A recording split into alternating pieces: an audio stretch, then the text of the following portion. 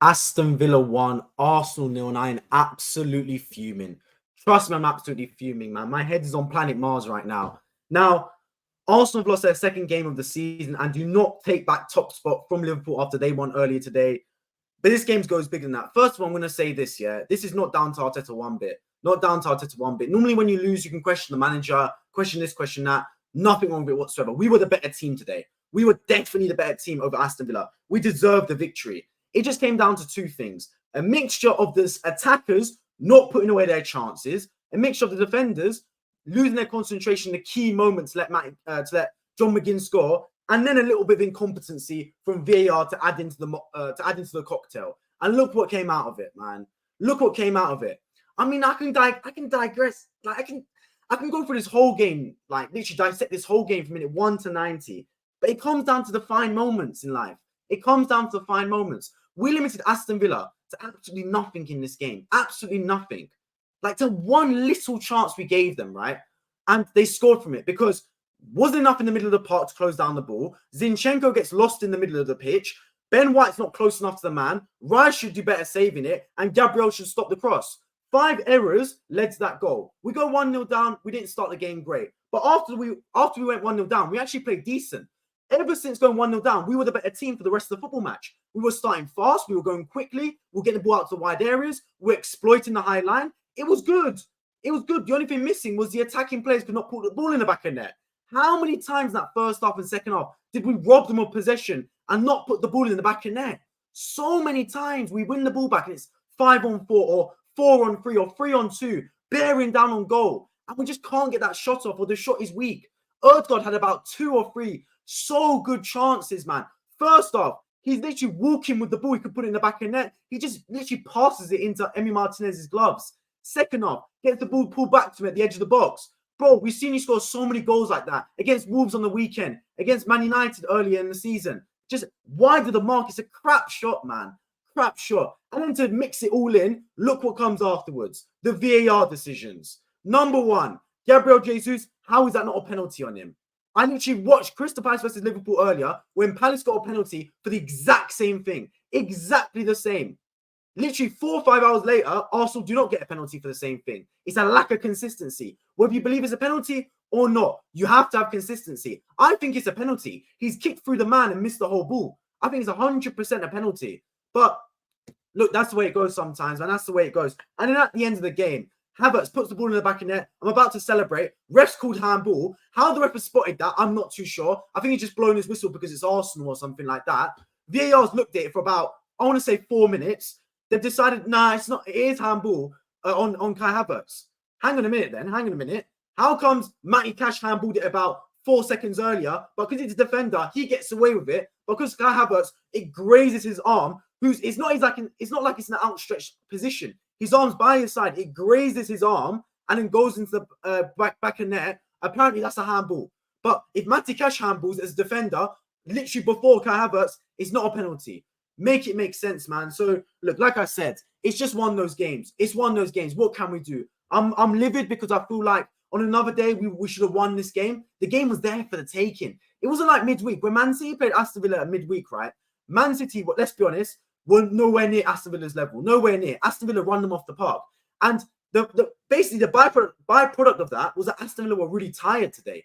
Really, really tired. So they came into this game today. They started all right, quite fast. But in the second half, they got really tired. And we should have exposed them. Like, the game was there for us, man. Look at the chances we had.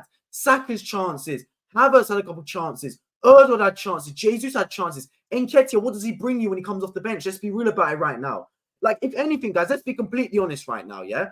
Both games Arsenal have lost this season has been Newcastle and Aston Villa. And both games we've lost 1-0. So it's not the defense, it's the attack. Because if you concede 1 goal, that's not the end of the world. That's not bad. It's the attack that lets us down in those games. What does it highlight? We need a striker in January, man. We need a striker. This more than anything should let it be clear we need a striker. Liverpool earlier today were 1-0 down against Crystal Palace for 75, 76 minutes, right? Didn't really look like scoring. But what they had on the pitch was Mo Salah. And Salah was an assassin. And when he got half a sliver of hope in goal, he put it in the back of net. That was 1-1. They went on to win the game 2-1. Us today, when we had even a slightest chance in front of goal, we don't put it away. We look poor, man. So I think, to be fair, I'm really, really disappointed with how the game ends up. Really disappointed because we should have done much more in this game, man. Like, look at the chances for both teams. Aston Villa weren't on it. They started the game fast, yeah, fair. But after that, they weren't really on it, Aston Villa, man. It was there for the taking. We should have capitalized and won the game today, 100%. Even the point, even if it was 1-1 today, I still would have looked back on this stream and gone, we should have won this game. The fact we've lost it, my head's on planet Mars right now. And it hurts even more the way we lost the game as well. Because it's just accumulation of, we didn't get out, like, it wasn't out competed. It wasn't like beaten in terms of tactics. It was none of that. It was just couldn't put the ball in the back of net. The attackers let Arteta down at the end of the day. Mali, I appreciate you joining the stream. My friend, are doing really, really well. Poor tactics. I disagree, I disagree. I thought the tactics were fine. The tactics were sound, man. The tactics were fine. The tactics were fine by Arteta. Arteta had no fault at this loss there. Everything was perfect. The ball's gone out wide. We were creating chances. What let us down is we couldn't put the ball in the back of the net. That's what let us down. We could not put the ball in the back of the net. Erdegaard had so many chances. Havertz had so many chances. Yeah, Aston Villa had a bit of skullduggery as well. Like, I do say, Aston Villa, they play good football at times, but also they really know how to game manage. They do play a bit of the challenges, the dark arts, the skullduggery, all that stuff. And then obviously you got the goal at the end. That, for me, look, I understand why it's chalked off. Havertz handballed it, and the letter of the law is, if it touches your hand directly on the way to a goal, as in the player that scores the goal touches his hand, it's always going to be ruled off. That's just the way it is. It's the way it is. Even though his hand was by his side, he knew nothing about it. It was not intentional whatsoever. It's getting chalked off. I just don't understand how that's a fair rule, given Matty Cash handballed it about 4 or 5 seconds earlier. And for him to handball it, even if it was unintentional, that's fine. But if Havertz handballs it because he's the attacker, it's not a goal. I think that's a little bit unfair, personally. I think, look, that should have been a penalty to Arsenal if Matty Cash handballs it on the way to a goal. That's how I think it should be, personally. I think that's a fair way of both sides. If it can be chalked off for a handball leading to a goal, it should be chalked off if a defender's handball leads on to a goal, if it was unintentional. I think that's fair. I think that's fair on both sides. And since Matty Cash handballed it before Havertz, I think it should have been a penalty, personally. But look, that's neither here nor there. I'm used to bad decisions at Arsenal Football Club. I can go back to the Gabriel Jesus where he got absolutely kicked in the back of his leg by Diego Carlos. But for some reason, when Crystal Palace get the rub of the green, Arsenal don't. Make it make sense, man. Like I said, that's not the only reason. I still think the attacker should have done a lot better. I think Erdegaard should have done a lot better. But it's just one of many reasons why Arsenal didn't win this game today. We let 3 points slide. We did, man. Unbelievable. Zinchenko is poor. Bro, Zinchenko actually got a lot better in the second half, to be fair to him. A lot better. First half, he was poor, man. He was one of the reasons we gave away a goal. I think Ben White was poor. I think Zinchenko was poor. I thought Declan Rice had a lot to improve. There was so many plays in that first half that just didn't have that end product to them, man. Didn't have that end product to their game. Like, Erdegaard, final shot, bro. Come on, man. Like, first off, you get laid off the ball from Jesus, a brilliant layoff. Touch across goal, and then bang, hit it first time. It should be in the back of the net, but he just dilly-dallies on it. Just dribbling around, holding on to the ball too long. What's he doing, man? Same with Jesus, had a couple chances like that. Put your foot through it. Saka was good at times, but even he didn't look like an assassin. That's the difference between him and Salah, bro. Anyone that wants to know the difference between Bukayo Saka and Mohamed Salah is clear in point the assassin mentality. Saka is a great footballer, man. He's so good, but he's not an assassin like Salah is. Maybe it will come because Saka's only 22 years old. Maybe it will come. I do hope so. But right now, we don't have an assassin in this team. That's what he's proven. In both games we've lost this season, it's been 1-0 losses because the attackers haven't put the ball in the back of net. I know we haven't had a plethora of chances against Newcastle. Today we did. But at the end of the day, man, Aston Villa did not have more chances than us. If you look at the stats for this game, Aston Villa had way less chances than Arsenal.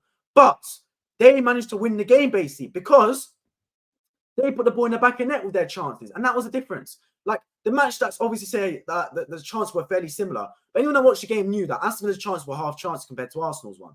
Arsenal had good chances. Like, look at them guys, man. Villa had 10 shots, 3 on target. We had 12 shots, 5 on target, 61% in the ball, bro. It was our game. It was our game for the taking. We just didn't put the ball in the back of net, man. And you got to look at it and go, we need a striker. Plain as, we need a striker. Simple as, man. Simple as. Why does he make subs at 91 minutes? Because Arteta doesn't trust our team. He doesn't trust the subs. Be honest right now, Malia, yeah? You're complaining. Trossard, I agree with the substitution. I would have brought on Trossard as well. He was poor when he came on. Let's not make any mistake about it. But let's look at it really right now, guys, yeah? Eddie Nketiah comes on. He didn't come off the bench against Luton when it was 3-3. He stayed on the bench and we won the game 4-3. I'll be honest, yeah, I would not have brought Nketiah on. I would not have brought Nketiah on. I would have personally taken Trossard on for Jesus, if anything.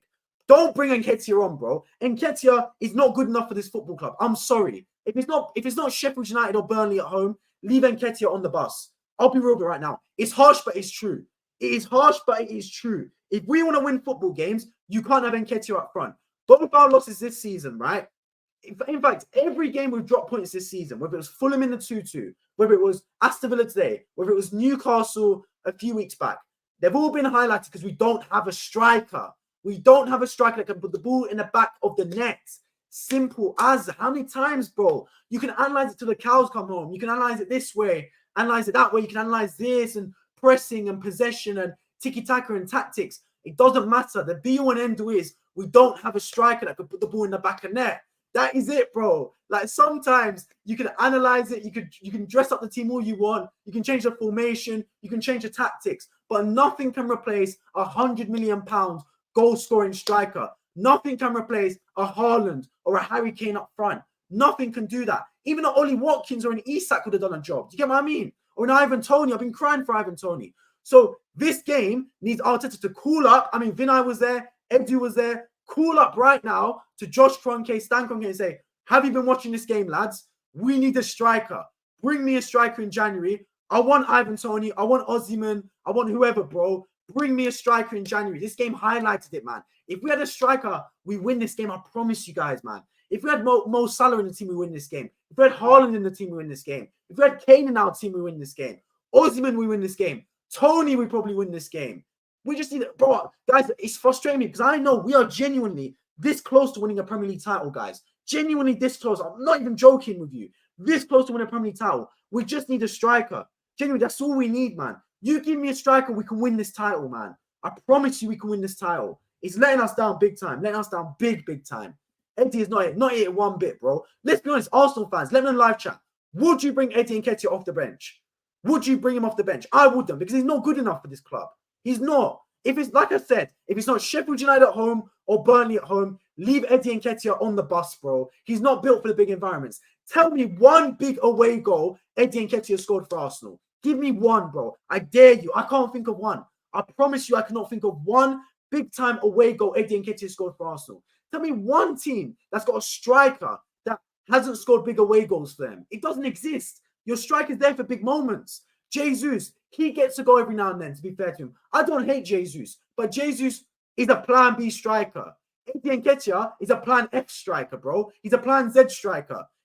Look, Eddie Nketiah will go to Crystal Palace and thrive. He'll get 15 goals a season at Crystal Palace because he'll be like their number one target. He'll play every game and get loads of goals. But in an Arsenal team that wants to win the Premier League title, Eddie Nketiah is not. I don't want to scapegoat him because he was only on the pitch for 5-6 minutes. But even the chance he had, I know it was offside, but he just snatches at it, bro. He just throws his head at it rather than actually thinking about what's happening around him. It's the little things, man. Little things. Patterson, appreciate you joining the stream. My friend are doing really, really well. City will go to. What do you mean City will go to? I'm not too sure. City are playing tomorrow, and I fully expect them to beat Luton. But here's the thing, right? Liverpool won today. Aston Villa obviously won today. Bro, teams are making ground on us now, man. That's how it is. Stinker. You're right. I appreciate it, bro. C1, appreciate you joining the stream. My friend are doing really, really well. There's them explain the situation. If a player scores a goal and handballs himself, it's a handball, whether it's unnatural position or not. Yeah, I know that, C1. I don't debate that. I understand the rule book. I understand the rule book 100%. I just don't understand, right? This is my thought process on it. I just don't understand why, if it's unintentional or intentional, if an attacking player where it directly leads to a goal gets handballs it, it's not going to count. So to make it fair then, because Matty Cash handballed it about 4 or 5 seconds before Kai Havertz did, if that's the case, then if a defender handballs it, intentional or not intentionally, and it leads to a goal, then that should be a penalty then. Am I wrong for thinking that? Genuinely, am I wrong for thinking that? Because I think it should work both ways. You can't have it one way, but not the other. But that's one of many decisions. Like I said, we lost this game for 3 reasons. Number one, the goal was criminal, bro. Criminal. Not closing down in midfield. Zinchenko losing his man and running away from the ball. Gabriel not closing down the cross. Ben White not getting tight enough to John McGinn. And David Raya not saving it. I know it's a tough save, but if he dives, he can save it. Emi Martinez dived early for the Odegaard chance and saved it. You get what I mean? Like, anticipate where the ball is going. So that was it. That was number one. We conceded a sloppy goal. Number two, attackers could not finish their dinner, man. Oh God, how many chances do you want, brother? You had 2 gilt-edged opportunities. Jesus had a couple. Saka had a couple. Martinelli had a couple. That's the second one. And the third one, VAR and refereeing inconsistency again. How many times will it cost us? Jesus gets absolutely kicked. He gets kicked to death, bro.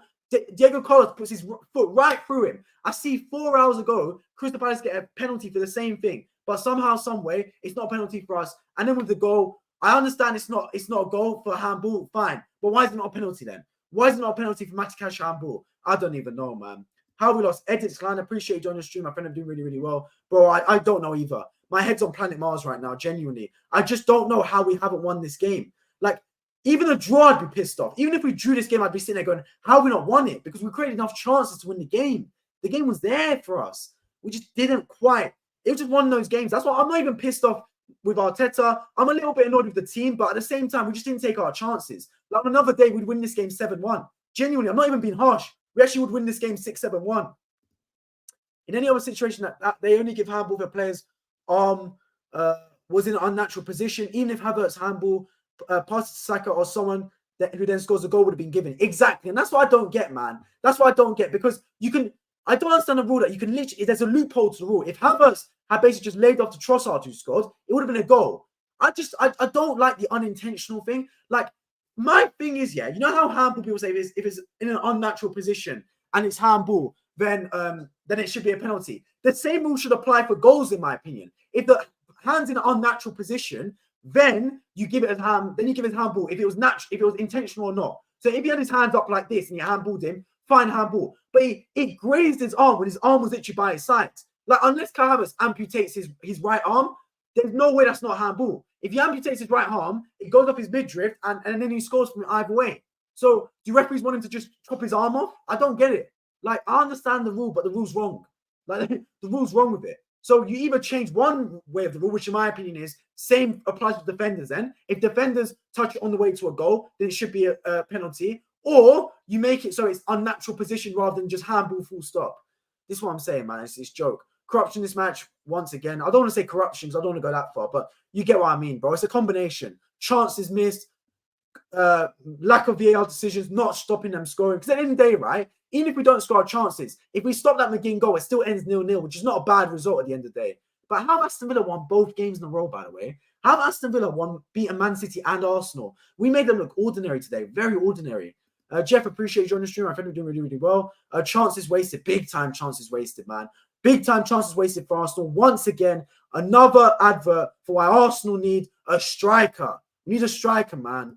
Will, appreciate joining the stream. I think we're doing really, really well. Martinelli was crap, bro. He was. The thing is, yeah, he wasn't bad, but the thing is, he just didn't have that end product, bro. That's what I'm talking about. You need to have the. You need to have that assassin mentality. It's like I said earlier today. I watched Liverpool Crystal Palace. Liverpool was second best in this game. Second best, but they had assassins on the pitch like Salah. Do you get what I mean? Someone like that can put the ball in the back of the net. Who did Arsenal have today that was going to put the ball in the back of the net? Odegaard, not about it in front of goal. Jesus, I mean, we know scoring is not his specialty, to be honest. Saka, not an assassin. Martinelli, not an assassin. They're good players. Trust me, believe me, they're very good players. But they're not assassins, man. And let's be honest about it right now, guys. If you want to win a Premier League, it's all good having good players. We've had good players under Wenger in the late years with Fabregas and Robin van Persie and players like that were genuinely good players. But you need assassins, bro. Assassins, man. Like Alexis Sanchez was an assassin. Robin van Persie was an assassin. Who in this Arsenal team is an assassin? I don't know. Genuinely, I don't know. There's no one in this Arsenal team that if there's a chance that falls to them in the 97th minute, I think they're going to score. Like, genuinely, I can't see it. Where if you give them a half chance, they're going to score from it. We need like a plethora of chances to get a goal. And even that today didn't lead to a goal. So I think the VAR will take a lot of the blame, which I think rightfully so. But Arsenal fans, keep the blame on the players as well, because the players that Arteta down. This was not poor tactics. This was not Arteta absolutely botching our game plan and Unai Emery getting the better of him. The game plan was sound. The tactics was sound. The team selection was sound. Everything was perfect. Just we could not put the ball in the back of net. And sometimes you hold your hands up and say it's one of those days. And who can you blame for that? You blame the attackers. And you blame the defenders for letting in a sloppy goal. I was laughing at United before, should have kept my mouth shut. It's one of those things. Also, big up to you, Dennis, for calling out the players. Winners call out the team losers blame the refs and the outside situation. Yeah, look, I think there's a part to blame in everyone that was involved in this game. But I will say this, yeah, I don't think the tactics were the problems there. I just think the players couldn't put the ball in the back of net. It's just what it is. We need a striker. We need a striker. That's just how it is, man. No two ways about it. Like I said, I can analyze it here for 20 minutes. I've been analyzing it. You can have aftv analyze. You can have Sky Sports analyze it. Everyone that's got a YouTube channel, a Twitter account, Instagram, TikTok, Facebook, Tumblr, if it still exists, Sky Sports, BT Sport, you name it. You can analyze it all day, every day. NBC, Bayon Sports, bro. The end of the day is we didn't put the ball in the back of net. We need a striker, man. Guys, if we sign a striker in January, we will win the Premier League title. I promise you guys that. If we sign an Ivan Toney in January and he performs even at 80% of what he was performing like at Brentford, we win this title. If we sign an Osimhen and if he performs at 80% of what he performs at Napoli, we'll win the title. We're not going to win the title with Eddie Murphy and Nketiah and Gabriel, I can't score goals, Jesus up front. It's not going to happen at the end of the day. No team wins the Premier League title without a top scoring striker, bro. It just doesn't happen. It doesn't. You need a striker that can get you goals. It doesn't even have to be a striker. You need someone in the attacking areas that you can bank on getting you a goal. And I don't see that with this Arsenal team. Shazwa, I appreciate you joining the stream. My friend, you're doing really, really well. It is how you perform when you need to step up. No ambition. No ambition to win. No desire. Nothing. Jesus is so crap. We need to splash a cash in January for a striker. Bro, exactly what I was saying as well, man. We need a striker. Simple as we need a striker, bro. I can analyze it here. I can analyze it there. We need a striker, man. Also, big up to Unai Emery. 15 league wins at home in a row. Yeah, for sure. For sure. Big time. Got to big up Unai Emery for that. But at the same time, man, let's be real about it right now. We made Aston Villa look ordinary. I've said Aston Villa's bubble's going to burst eventually. We made Aston Villa look really ordinary today. Yes, they won the game and fair play to them, and they defended well, to be honest. But let's be genuinely honest. We should never in a million years have lost this game. If this game was replayed 6 or 7 times, we win at least 5 of them. I'm convinced, bro. Like the chances we had compared to Villa's, we should never in a million years have lost this game. Never. Like we were by far the better team, man. By far the better team. Also, then it was Airport Albert on the touchline. Yeah, 100%. Arteta got suspended for getting 3 yellow cards ready this season. Yeah, I know that. Bro, I knew that, but that doesn't mean Albert Stuyvenberg done the tactics. Arteta still did the tactics. He still made the decisions on the subs. Just because he was on this up in the stands doesn't mean he doesn't have a say with what's going on. He's still the manager. So yeah, it was still Arteta's tactics. Trust me, I knew that Albert was on the touchline. So true, we don't have a striker. There we go, bro. That's the be-all and end-all. Tell Mikel that, bro. I wish I had him on phone call right now. If I did, I'd call him up and say, bro, sell Eddie Nketiah to Aston Villa. Not Aston Villa, sorry, to like a Crystal Palace or Fulham in January and give me a striker, bro. Fair play to Unai. You deserve credit. He's one that gave Saka the debut. He's the one that bought Martinelli Saliba. Imagine if we gave him 500 mil to spend instead of this schoolboy manager. Well, here's the thing, right? I rate Unai Emery. I think he's a top quality manager. I said that even when we sacked him, I said at the time, he's a very good manager. The thing is, though, with Unai, yeah, is it just didn't fit Arsenal. He just didn't fit that sort of style. I don't know what it is. I think maybe just can't survive at a big club like Arsenal. Aston Villa is a big club as well, make no mistake about it. But Arsenal has different type of pressure. Different type of pressure to what Aston Villa have. Do you get what I mean? So, look, I'll be real. I think Unai Emery is a top manager. Like you said, he bought Martinelli Saliba. He gave his Saka his debut. But it's just one of those things, man. I told you about Eddie, bro. I said, you said I was harsh. Bro, the thing is, I didn't disagree. It's just at the time, I was like, yeah, it's a little bit harsh. But I agree with you, bro. I agree with you. Eddie Nketiah will not win us a league title. I'm fuming. Eddie is only there because he's teacher's pet. Bro, Eddie's only there because he gave him a contract. So he has to play him. Why, bro? Should have bin that guy off, man. Bin him off. He's not good enough. United at home, that's the only goal. But Lee Gunner said last night, Mikel can't win the league. Lee Gunner said last night, yeah, but here's the thing, bro. Can Arsenal win the league? 100% we can win the league. City don't look invincible. Liverpool actually look like more of a threat than City right now. Let's be real about it right now, guys, yeah? Liverpool look like more than a threat than City. Because Liverpool aren't playing well and winning games. City aren't playing well and drawing or losing. Liverpool, even when not playing well, are finding a way to win matches. So Liverpool are more of a threat than Man City right now, to be honest with you guys. But we need a striker because we won't win the league with Jesus and Eddie Murphy. I'm sorry, it's not happening. It's not happening one bit. Looks like it's going to be a great title race this year, although Villa needs to do better on the road where they are crap so far. Villa won't win the title. Their bubble's going to burst. That's why it pisses me off even more. Because Villa are good right now, fine, I agree. But we made them look a little bit ordinary today. Yes, they scored a fantastic goal, John McGinn. But it's Arsenal's errors that led to that goal. It was a catalogue of errors. Like I said, not closing down the midfield, allowing them to make that interchange and play. Secondly, Zinchenko gets beaten way too easily and then doesn't cut off the passing lane when he's in the centre of the box. Gabriel lets a cross in too easily. Ben White doesn't get tight enough to his man. He lets John McGinn turn way too easily. And David Raya, the ball's not exactly in the top corner, mate. Like, you can't save that. So I think that was a catalogue of errors leading to that goal. It wasn't exactly, oh, what a wonder strike. Do you get what I mean? Dennis, now you know what it's like to be a Chelsea fan for these past few years. Yeah, but it's different, bro, because Chelsea, you're not really fighting for anything. Let's be real right now. Like, if you win, you lose, fine. It is what it is, bro. You take it on the chin. Arsenal, we're fighting for a title here. Like, every point matters. Every point is like ramifications on the title. If Chelsea lose, like Chelsea lost to, let's be real, man. Chelsea lost to United. It's not the end of the world. You lost, fine. You go again next week. Arsenal losing again today could be the reason we don't win the title in May. You never know. It could be decided by 3 points. So it's every point is massive. Every game is massive for us. And when it's obviously when you get outbeaten out tactics, you hold your hands up and say it's one of those games. Like if we lost 2-0 today and Villa were by far the better team, for example, say it was like the game in midweek where Villa outperformed Arsenal, I'd be accusing Arteta, I'd be accusing the players and saying we got absolutely beaten. That's not the case today. I'm a little bit like in middle because we lost the game because of the bad attacking talent and not obviously giving away a sloppy goal. But at the same time, we actually played well. Like, I don't want to hear anyone on Twitter saying we played badly. We actually didn't. We played well. Like, the chances were there. The game plan was sound. It was like, if you had like an upload or download button, it was like 90% completed. We were almost there. We had everything there apart from the end goal, apart from the end chances. So the game plan was sound. The tactics were sound. It was just we couldn't put the ball in the back of the net. If Odegaard knows how to shoot, he bags at least 2 goals today. If Martinelli knew how to shoot, if Martinelli knew how to stay on side, if Jesus knew how to stay on side, we win this game. So it's just little things, man. If Havertz really cared about winning, he would hack his arm off for the team.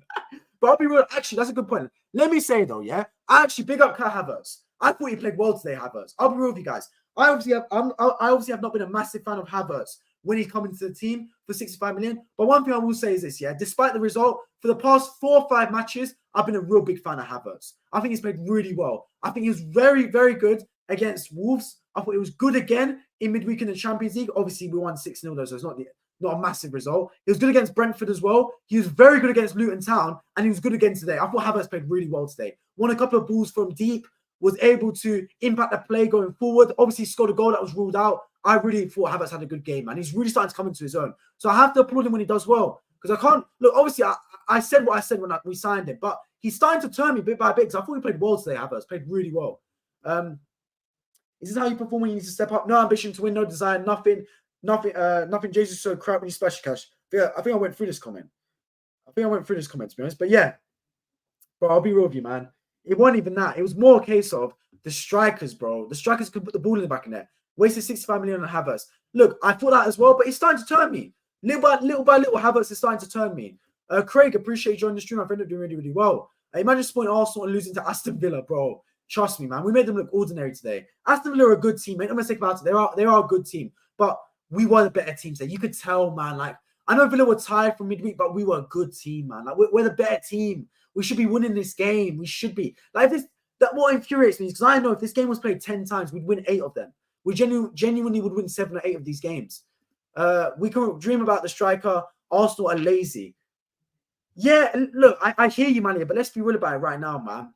If we had a striker, if Odegaard knew how to shoot, if that was De Bruyne instead of Odegaard, we win the game, bro. We win the game. The Arsenal jersey is horrible. Bro, I'm telling you, man. I'm telling you, I don't love it either. I really don't love it either. Emmanuel, I appreciate joining the stream. My friend are doing really, really well. My point earlier before the game was the VAR and PGMOL are against Arteta and Arsenal. And if you want to win a league, we have to be clever and disciplined. I agree with you. I agree with you 100%, man. I do think there was a couple of terrible decisions today. I think firstly, the goal, I appreciate why it was ruled out, but I think it was a bad decision. I think it should have been a penalty if it was ruled out because Matikash handballed it first. And if Havertz handballs and it leads to a goal, then if Matikash handballs it has to lead to a penalty. There has to be fairness in that respect. Secondly, I think that was definitely a penalty from Gabriel Jesus. Plus, this Diego Carlos brother, what is it with these South Americans, man? Elbowing. He looked at Nketiah, looked at him and went, boof, elbowed him. Bro, it's not UFC. Even that's banned in the UFC, I'm pretty sure. So, yeah, I think, look, it's poor, man. It's poor. That turns goal was class. Yeah, take nothing away from McGinn. That was a good strike. Yeah, Arsenal looked pretty ordinary today too. I think in front of goal we did, but I thought we actually played well. Like, genuinely, maybe I'm watching another game to you guys, to be honest, but everyone's entitled to their opinion. I think I'm the minority, maybe, but I actually saw a team that played well apart from the end product. Like, everything until the final third was good. We limited Aston Villa to nothing. I watched the game midweek. Aston Villa were all over Man City, all over them. Man City looked ordinary in that game. Today, it was the other way around. Aston Villa looked ordinary. We literally restricted them to scraps, to absolute scraps. Maybe because they scored, they sat back in it, and it maybe allowed us to take advantage and take basically the dominant position in the game. But let's be real about it right now, yeah? I think we were the better team today. We were definitely the better team. I mean, I've got the stats up on screen. Look at it. Like 12 shots to Arsenal to Villa's 10. We had more possession, more shots on target. I don't know the XG, but I'm pretty sure we won that one as well. So I'll be real with you guys, man. I think we were the better team. Even when we were fighting for the title for many years, we always finished 20 points behind. Was because we could finish chances and drop points. Yeah, it's just one of those things, man. It's one of those things. If you don't finish your dinner, you ain't gonna win games. We lost both games this season 1-0, and both reasons because we couldn't put the ball in the back of net. Liverpool in every game this season have scored. Man City in every game this season, apart from the game against Arsenal, have scored.